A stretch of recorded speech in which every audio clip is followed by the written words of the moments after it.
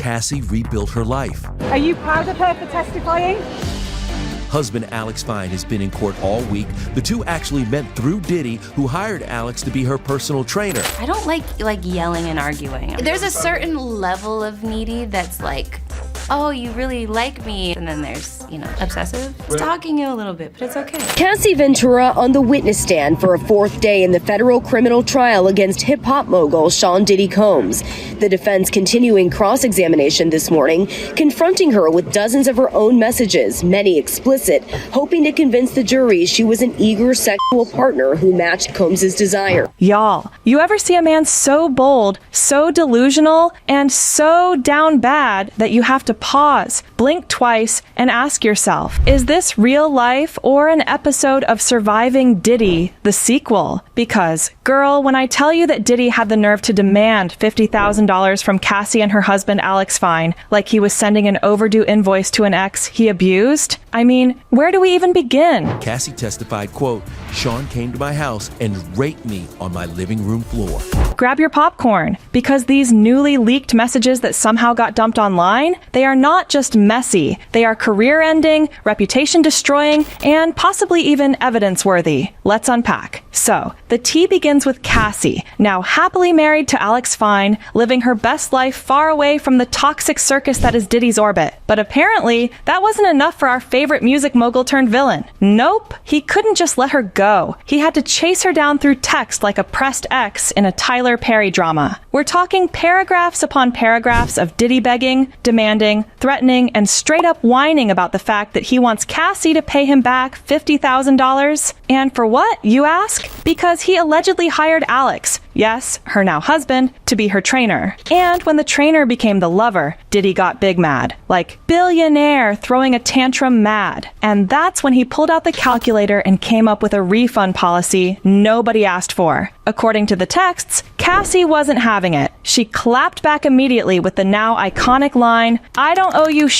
you owe me, period, as she should. But instead of taking that L and going to therapy like a normal person, Diddy spiraled. He starts talking about, you're gonna pay me back, and we got a problem, like he's in some bad mafia movie. And y'all, this wasn't just a petty squabble. This was textbook emotional abuse. He goes from, I want my $50,000 to, let's get together and talk with Alex to, I'll tell your mom and dad if you don't. Like what? Are we in high school? Or is this the same man who used to run Bad Boy Records and now can't handle being ghosted by an ex? And the texts don't stop there. Cassie, clearly done with the manipulation, tells him he's blocked. And yet, Diddy keeps texting, keeps demanding, keeps spiraling, saying things like, y'all played me, karma's coming for you, you're evil. Mind you, this is a man who reportedly beat her, stalked her, allegedly abused her for years. And now he's acting like he's the victim because she fell in love with someone who actually respected her? The math is not mathing. Oh, and let's not forget the emojis. Because yes, Diddy was out here sending heart emojis, sad boy rants, and screenshots of Alex holding a puppy like this was some weird emotional manipulation campaign. He even said, Natty needs a friend, she's nameless for now. What does that even mean? Like, sir, are you okay? No, seriously, blink twice if you're okay. Cassie Ventura's testimony has been difficult and disturbing with explicit images and text messages, as you mentioned. The defense is trying to prove to the jury that Ventura had a choice and that she chose to participate in those sexual encounters. The wildest part? These texts weren't even supposed to come out. Diddy's own legal team fought hard to keep them out of court. And now that they're public, people are realizing why. Because they show the full picture. Not just of a man obsessed with money, but a man obsessed with power, control, and breaking the spirit of the woman who finally escaped him. Let's talk about that moment where Cassie tells him, I'll make sure your lawyer gets pictures of my face and body every time you beat me up. And suddenly, you understand everything. You understand why Diddy was so angry, why he wanted to keep these texts hidden, why he kept accusing her of threatening him, because in reality, he was the one who had everything to lose if the truth came out. But you know what's even more disgusting? The way Diddy tried to shame her for falling in love. Like, you were hooking up with the trainer I paid for. How could you do this to me? me. You're disrespecting me. As if he didn't cheat on her with multiple women. As if he didn't get caught in elevators, parties, and studios doing the absolute most with other women, including, allegedly, Cassie's own friends. And when she claps back with, "You were effing Carrie's friend. That's one of my best friends. F you." That's when he really loses it. Starts accusing her of leaking tapes, blackmailing him, threatening to ruin his reputation. But the only tape she's talking about is the one that documents his abuse. You know, the stuff he doesn't want the world to see. Cassie literally says, "No, I'm not releasing any tapes, but I will make sure your lawyer receives pics of my face and body every time you beat me up."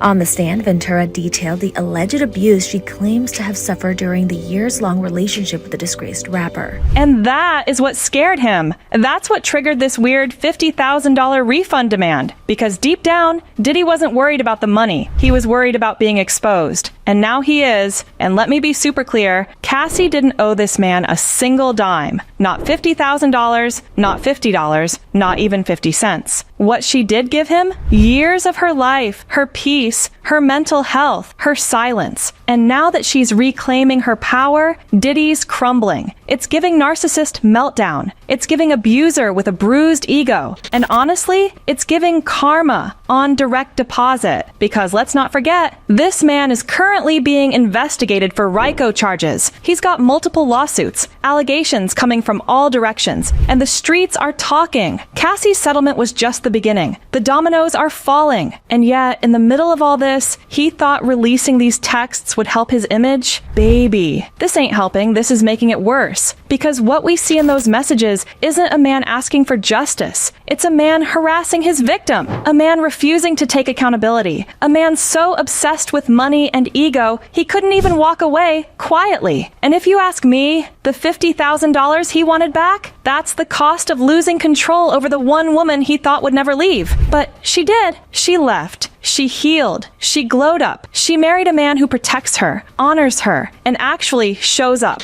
Not with threats and demands, but with love and peace. And that, my friends, is the real tea. So while Diddy is out here texting from a blocked number, chasing karma like it's on a treadmill, Cassie is out here living her soft life in silence. And to that, I say, good for her. Let this be a lesson to anyone who thinks controlling someone equals love. Let this be a reminder that you can't buy loyalty with money. And let this be the final nail in the coffin of the Diddy PR machine, because the receipts are out and the world is finally paying attention. Let me know what y'all think in the comments. Are you as stunned as I am? Is this the final straw for Diddy's legacy? And how do we keep protecting women like Cassie from ever going through this again? Whew! That's it for today's episode. Like, comment, subscribe, and if you see Diddy asking for $50,000 in your DMs, block him immediately. Bye, babes.